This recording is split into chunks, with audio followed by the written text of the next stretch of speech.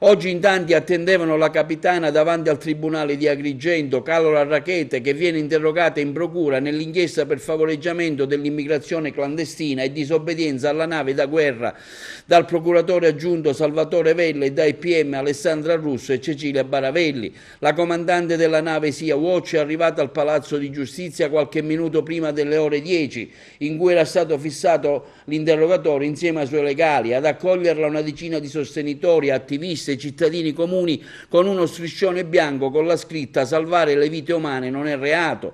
La capitana è accusata di avere forzato il posto di blocco della Guardia di Finanza a Lampedusa dopo circa 40 giorni di attesa in mare per portare a terra i migranti salvati nelle acque libiche. Carola era stata arrestata lo scorso 29 giugno, non appena aveva messo piede a Lampedusa, e successivamente scarcerata per decisione del GIP qualche giorno dopo. Contro la scarcerazione ieri la Procura di Agrigento ha anche depositato il ricorso in Cassazione.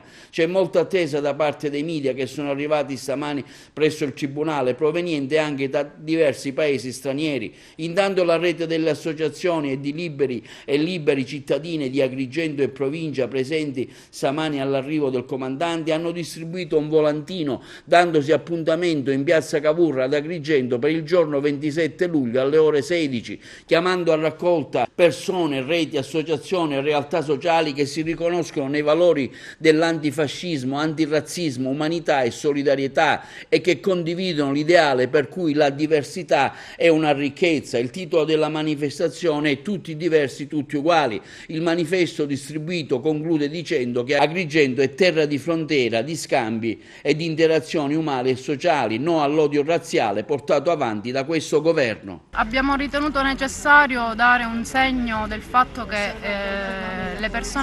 che ci sono persone agrigentine e provincia ovviamente che ritengono che questo governo stia facendo un'opera di diffusione di odio razziale, di odio misogino, di odio omofobo e che le politiche securitarie di questo governo non sono la soluzione ai mali del nostro paese, che sono ben altri.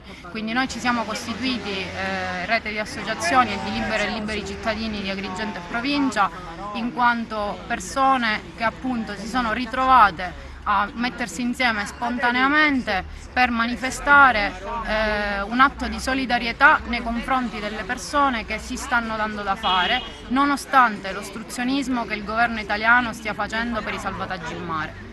Come mai siete qua oggi per manifestare? Ma perché noi pensiamo che la solidarietà non sia un reato, non possa essere considerata tale e quindi è giusto che si affronti il problema migratorio con ben altri mezzi.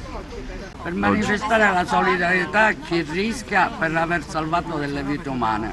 È un dovere essere qua presente. Io oggi ho preso un giorno di ferie dall'ufficio per manifestare la mia solidarietà e la mia disponibilità.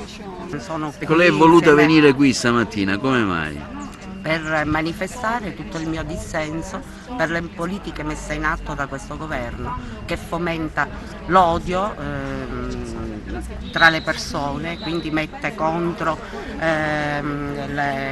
i bianchi ai neri, gli omosessuali contro, o viceversa, anzi gli eterosessuali contro gli omosessuali, il povero contro il povero, perché praticamente le politiche anche economiche che questo governo ha messo in atto non fanno altro che impoverire i giovani che sono costretti ad emigrare, quindi sono qui anche per i nostri figli e questo si deve sapere.